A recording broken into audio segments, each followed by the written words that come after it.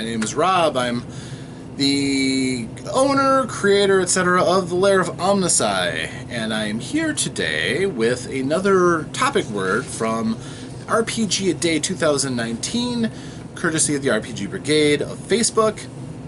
And today's word is, for the 20th of August, noble. Now, noble is kind of a tricky thing because, quite honestly, in most of my gaming, a lot of what I have seen cannot be classified as noble. I know a lot of players who are bored with the concept of playing somebody with a hint of nobility. This preys along the trends of people intrigued by anti-heroes or just ruled by raw pragmatism. And honestly, nobility is really kind of tricky to achieve, even characters who should be paragons of nobility, like classic paladins, for instance.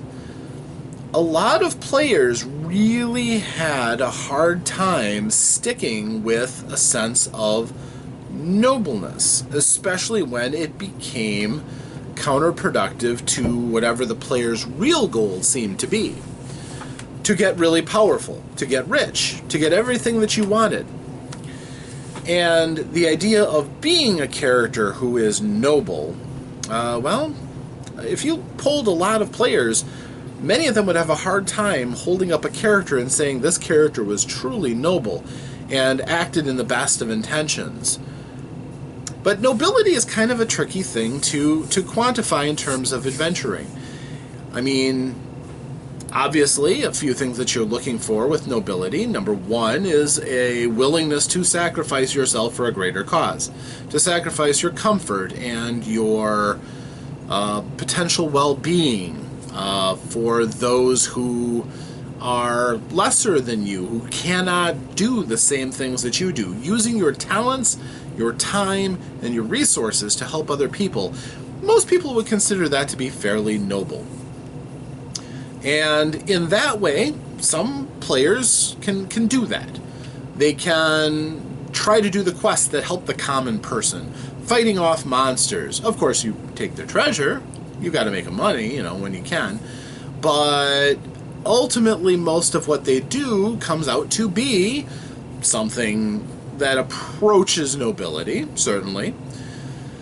Adventuring on its face, the major justification why rulers of any lands would allow adventurers, who are basically mercenaries at their core, to operate freely, to carry around martial weapons and learn the kind of skills that can challenge whole squads and maybe eventually, battalions of their soldiers, because you hope that these heroes are going to have that spark of nobility that justifies them owning the magic or the resources to do as they wish. You hope what they wish is going to be something that will benefit all. And when that isn't the case, then you've got a proper villain on your hands. And even if they aren't truly villainous, if they're not doing the kind of things you want them to do, it's fairly easy to make them look like villains. But that's only one part, because you can happily fall into an instance where you continue to do things that help people. Every time you fight a monster, technically you're making the lands a bit more safe for the common man. So, yes, you can go around killing what you and society consider to be monsters, and you can seem to be the hero. You can seem to be noble. Another part of nobility, though, is also generally acting to a particular code of honor and ethics. And that can be the sticking point, quite honestly. It's one thing to go out and risk your life when there's profit involved.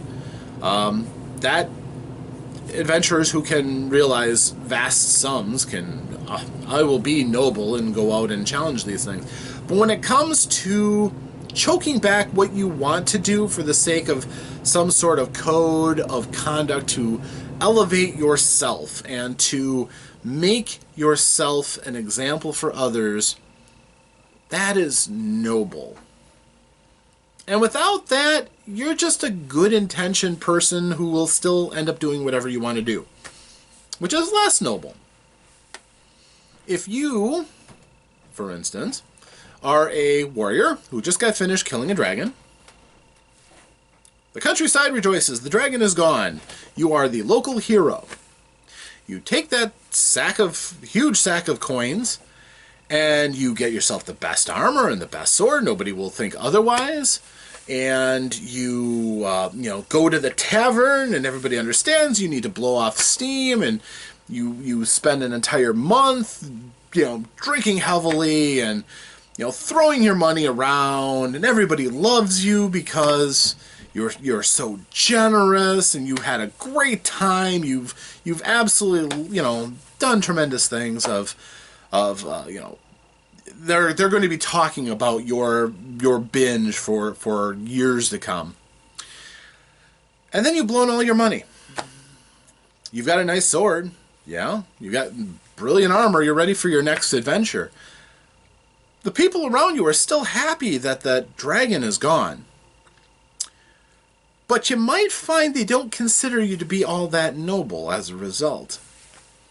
You didn't really show any spark of your inner character being something that is laudable and to be emulated by others who want to themselves be noble heroes. You are a hero. You have done something good for the people, but the people will forget you fairly quickly when more heroes come along. You didn't incite anybody to greater things. You may have incited them to go and pick up swords and start learning how to be warriors so they can take on a dragon and maybe get rich themselves and have another, binge like you had. But true nobility involves doing things outside of just what makes you feel good. It means denying yourself sometimes, doesn't it? And sticking to a code even when it's inconvenient to do so. The code of chivalry, for instance. If you look at the code of chivalry, a lot of the things in it are difficult tenets because they compel you to always be supportive of those weaker, to actively go out and look for those who are in hardship, so that you can give of your strengths and your talents, often without asking for compensation, so that you have earned the position of nobility that people assume you have.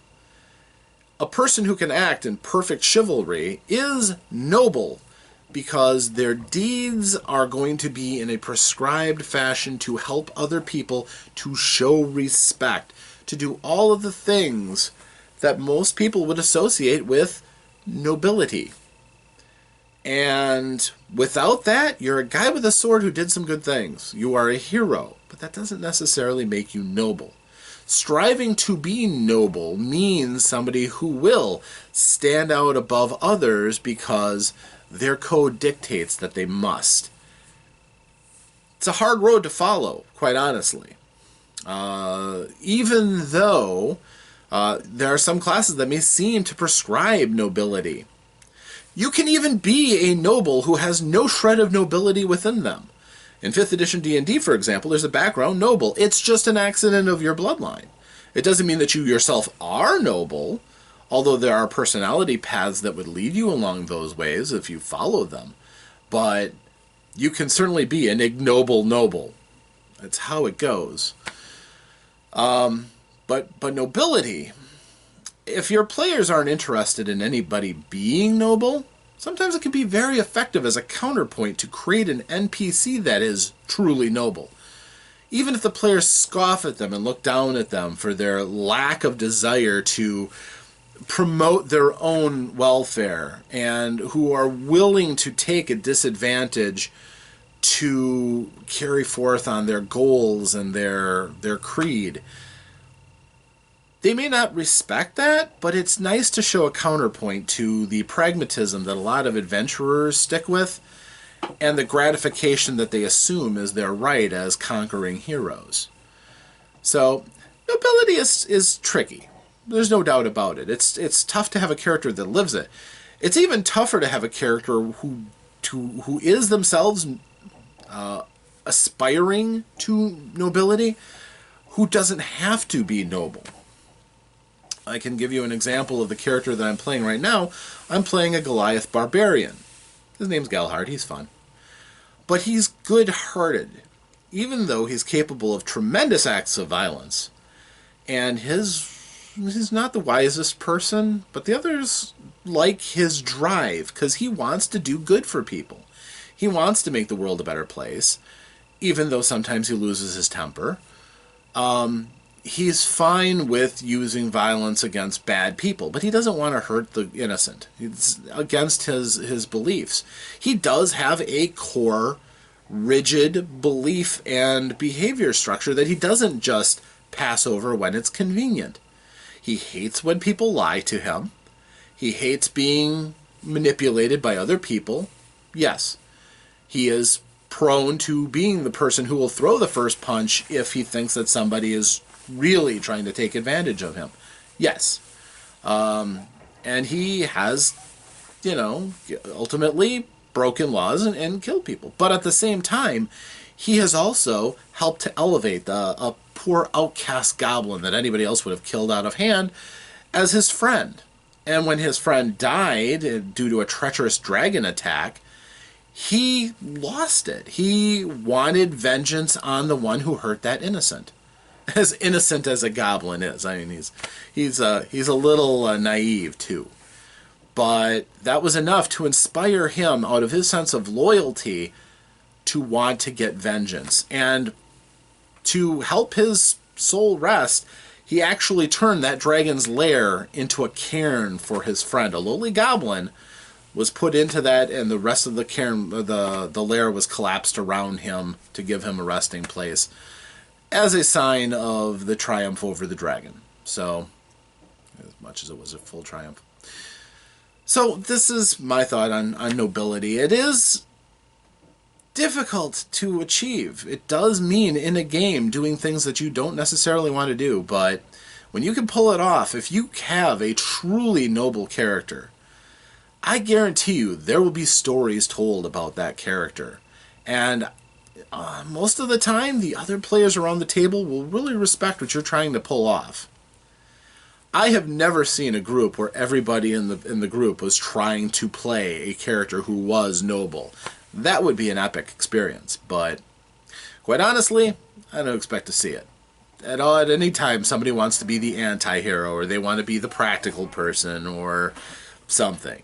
But nobility can be really cool if you pull it off, and make for really interesting stories, and more than likely set you on the path of adventure all your own. I hope you've enjoyed this. I enjoy talking about the subject, and I hope that you are with me next time, tomorrow, when I do yet another topic, the next time I crawl in front of the internet to make one of these videos. Thank you, and farewell.